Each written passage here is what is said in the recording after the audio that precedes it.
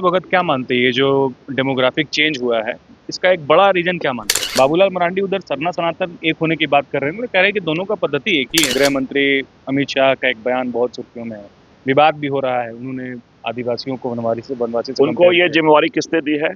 वो देश के गृह मंत्री है, लॉर्ड और को देखे कौन क्या है, उनको कहने को कोई अधिकार नहीं। और डेमोग्राफिक को लेकर के जिस तरीके से धर्मांतरण का एक बड़ा इशू है, यहाँ पर डीलिस्टिंग की भी आप बात कर रहे हैं, तो ये कैसे डीलिस्टिंग का विरोध भी हो रहा है और प्लस आप धर्मांतरण पर भी नहीं बोल रहे हैं। सरकार की जिम्मेवारी बनती है कि कैसे जो प्रावधान है उनको कैसे संरक्षित करे, उनके जो जीवन शैली को प्रभावित ना करे, यह सरकार की जिम्मेवारी बनती है।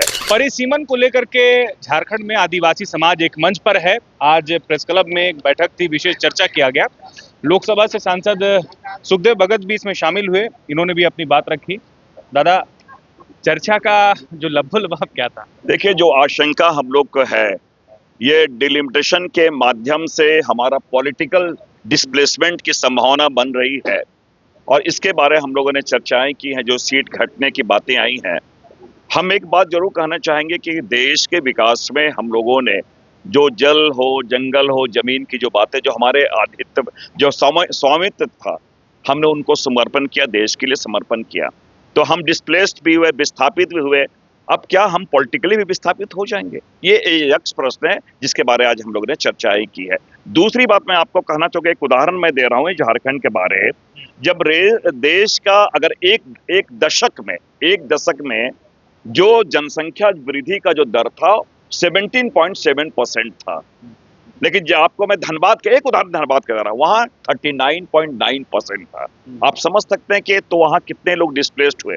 जब एक तो पॉपुलेशन हमारा वहां से हटा, उसके बाद आप प्रतिनिधित्व देने की बात कहेंगे तब कहेंगे तो जनसंख्या को केवल आधार ना माना जाए, उसके बहुत सारे ऐतिहासिक परिप्रेक्ष्य में जाके एक निर्णय लेने की आवश्यकता है। सुखदेव भगत क्या मानते हैं ये जो डेमोग्राफिक चेंज हुआ है इसका एक बड़ा रीजन क्या मानते हैं? देखिए, मैं समझता हूँ कि मैंने कहा कि आदिवासी बहुत भोले भाले सरल हैं और ये प्रकृति की कह ले या लोगों की विडंबना कह ले, जहां जहां आदिवासी हैं वहां खनिज संपदा है, वहां जंगल है, सारी चीजें हैं। हम लोगों ने राष्ट्रीय विकास के लिए हमने उन्हें सारी चीजें दी है, वो सारे प्रावधान हमारे सीएनटी एक्ट में भी हम लोगों ने चीज दी है।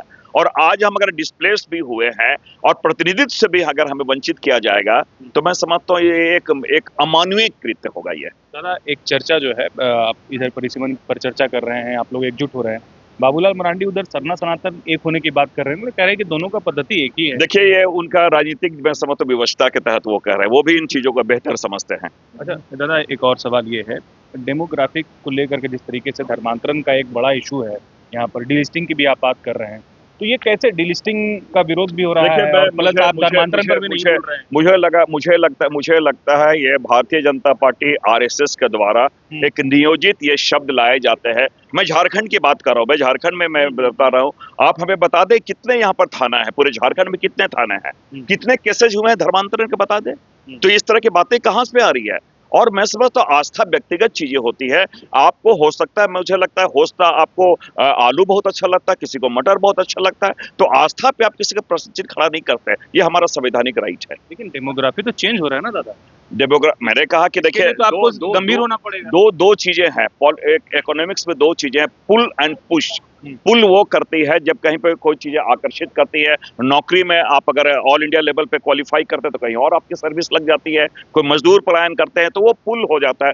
पुश होता है कि बहुत सारे स्थानीय ऐसे मुद्दे हो जाते हैं जो नक्सल के कारण बहुत सारे लोग गांव छोड़े थे, बात में बता रहा हूँ, वो स्थिति होती है, लॉ ऑर्डर के बहुत सारी चीजें हैं।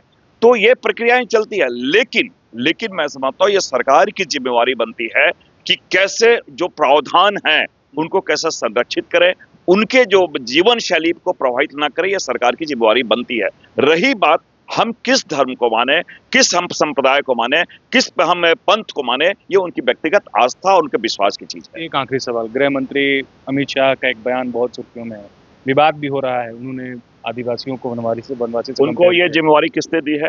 वो देश के गृह मंत्री है, लॉर्ड और को देखे कौन क्या है, उनको कहने को कोई अधिकार नहीं। और मैं समझता हूँ, मैं आपको बता रहा हूँ, पार्लियामेंट के प्रथम दिन उनका मैं विरोध करूंगा। जहां 27 वर्षों के सफर में 17,000 से भी अधिक छात्रों ने डॉक्टर एवं इंजीनियर बनकर भरे सफलता की ऊंची उड़ान। जहां साधारण छात्र भी झारखंड टॉपर्स बनकर बना रहे इतिहास। दूरदर्शी शिक्षाविद श्री विपिन सिंह के मार्गदर्शन में मेडिकल एवं इंजीनियरिंग के लाखों छात्रों के लिए आशा की किरण के रूप में गोल नेशंस लीडिंग इंस्टीट्यूट। प्रॉब्लम हो गया और सडनली हो गया, अचानक हो गया। तो Jeevan Jyoti super specialist hospital में एडमिट करके इनका एंजियोग्राफी कराया। एंजियोग्राफी करने के बाद वो अपना रिपोर्ट दिया कि इनका 95% प्लस ब्लॉकेज है, स्टेंट से काम नहीं चलेगा, इनको बाईपास करना ही पड़ेगा। तो कबीर हर्ब है। जब यहाँ पहुँचे फर्स्ट टाइम में इनको दिखाया तो माशाल्लाह रिपोर्ट बहुत बढ़िया है। 1 सप्ताह अंग्रेजी दवा चलाना है, उसके बाद दवाई बंद कर देना है।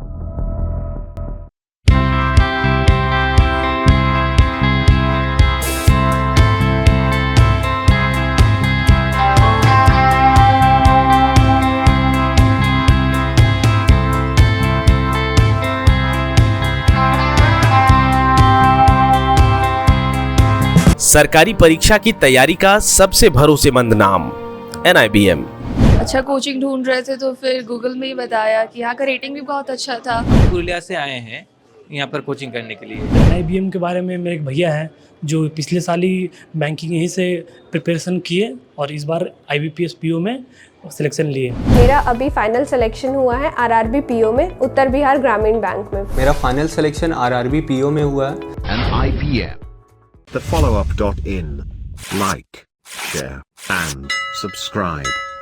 www.thefollowup.in